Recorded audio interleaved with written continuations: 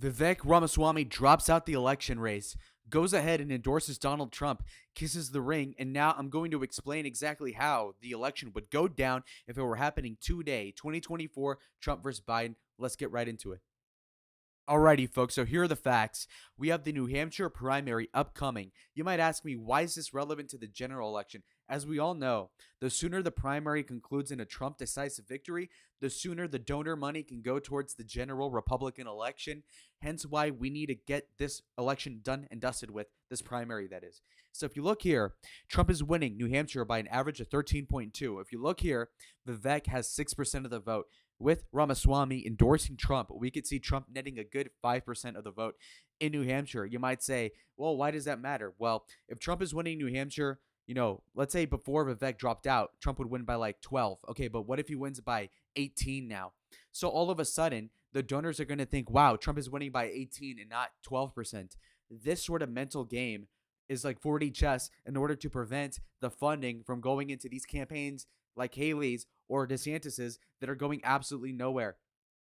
Chris Christie also dropped out 11% of the vote, endorses I don't even know who. But the point is that we need to counteract that with our own. So fat guy drops out. Okay, Humpty Dumpty fell off the wall. That's fine. Now we need our IT worker, also known as Vivek, to figure it out. To consult the Real Clear Politics average, we have Donald Trump winning the election by popular vote. Mind you, not anything crazy. Not like, oh, he's winning the Electoral College vote. No, no, no, no. We're talking about popular vote. When has he been leading the polls in popular vote? In the last 8 years. He never led Hillary in the popular vote that I can remember. Not in 2020. Not until recently in 24. We're talking about most polls, which granted are slanted towards the Democrat bias, are saying Trump is winning. And even when Biden wins, it's by 2%, 1%, 1%, tie and tie. Biden won the 2020 presidential election by 4%. Okay. Anyway, the point being is that obviously, if Trump is winning by 1.3, that is a net 6 points better than the last election. Okay. So that's giving you all the more confidence for what's about to happen.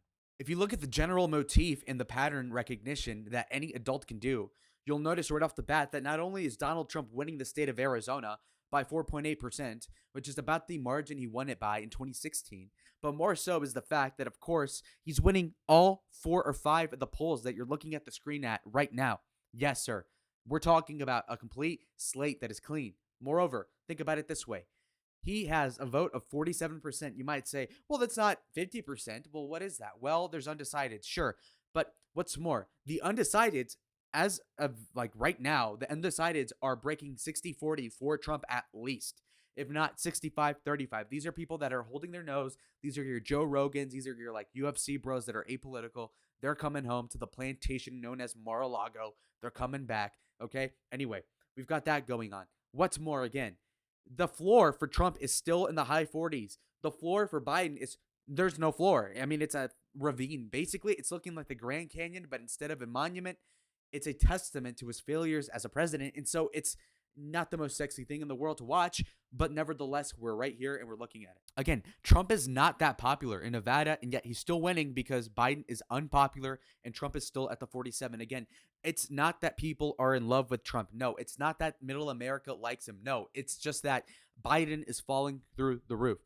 If this were a competent Democrat, if this were Bill Clinton circa 2000, Bill would probably win against Trump. But because we have Joe Biden, who has a son who's a pervert, a son that died. So I mean, just like I don't like my fathers with dead children. I don't know. But the point is like obviously he's failing categorically. Let's get to Wisconsin. Again, it's more tied. But even if you look here, this is still indicative of a good result for Trump because he outperformed the polls in 2016 and 20. So even if the polls have it tied, it's still a good look for Donald Trump. We move on to the state of Michigan. Michigan has Trump winning by 5. I mean, this is insane. Now, this is a little too good to be true, to be honest. But, I mean, you're just looking at the general trends. Again, Pennsylvania, close. All right. Now, let's look at the last state because North Carolina is going Republican. And, again, 7-point win for Trump. So, it's looking fantastic for Donald. All right, now we're back to the map.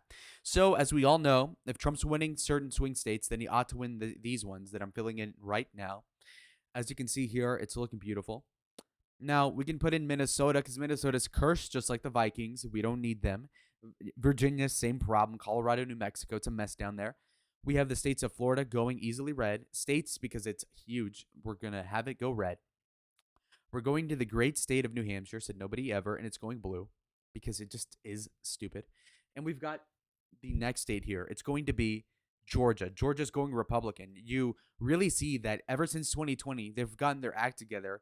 And even though Herschel Walker didn't win, you have to realize that the guy was very scandal prone. And realistically speaking, you ought to be looking at Brian Kemp as more of a contemporary comparison for the electability of Donald Trump. So it's going Republican here. Now, one more state to seal the election is going to be not even that. We're going to do Nevada. I'm going to tease you folks. Look, Nevada is interesting because, again, Trump is not over 50% approval rating. It's not that. He's not that popular. In fact, he still has a negative approval rating for the general public. It's just that Biden's negative is like -20 and Trump's is like -8 or something. So it's like piss versus a turd. And most likely than not, you're going to have a golden shower over a dookie waterfall. Okay. That's just the way I'm going to put it. It's a little unsavory, but so is the presidency thus far. Okay. So we're all used to this. The great state of Michigan will go Republican. Here's why. The blue collar vote that went for Biden last time, not going to happen again. Not once again. Okay. Cletus with his blue ribbon is going to say, man, fuck Joe Biden. And they're going to be right. So we've got that taken care of. We got the great state of Pennsylvania.